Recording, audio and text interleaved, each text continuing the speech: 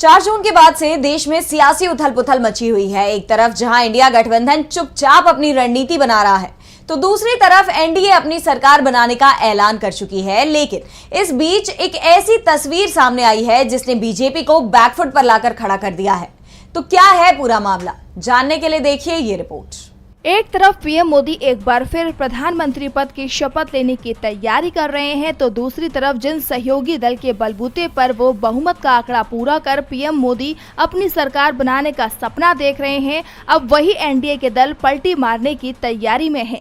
जी हां, अब नीतीश के बाद आंध्र प्रदेश के बनने वाले सीएम चंद्रबाबू नायडू की एक ऐसी तस्वीर सामने आई है जिसने बीजेपी की नींद को उड़ा दिया है।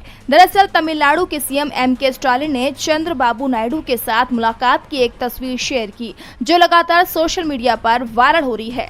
अब इस तस्वीर के सामने आने के बाद बीजेपी बैकफुट पर नजर आ रही है, क्योंकि जहां दिल्ली में बैठक से पहले तेजस्वी और नीतीश कुमार की एक साथ एक ही फ्लाइट में बैठने की तस्वीर ने बीजेपी को टेंशन में डाल दिया था, तो वहीं अब चंद्रबाबू नायडू की तस्वीर ने बीजेपी को बैकफुट में लाकर खड़ा कर दिया है, क्योंकि चंद्रबाबू नायडू पहले से ही एनडीए में शामिल नहीं होना चाहते थे। लेकिन जनसेना पार्टी के अध्यक्ष पवन कल्याण के दबाव में नायडू को एनडीए में शामिल होना पड़ा, क्योंकि नायडू को आंध्र प्रदेश में बीजेपी की कोई जरूरत नहीं थी, लेकिन जनसेना की बेहद ज्यादा जरूरत थी। आंध्र में इस पार्टी के पास 7 से 8% वोट बैंक है और पवन कल्याण में वो ताकत भी है जो इस वोट को किसी भी दल के पक्ष में मोड़ सकते हैं।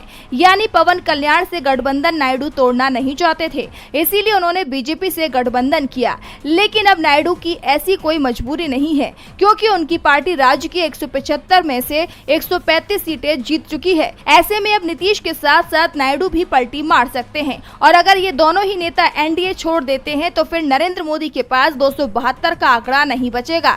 यानी मोदी अगर सरकार बना भी लेते हैं तो वो सरकार ज्यादा समय तक नहीं चल पाएगी।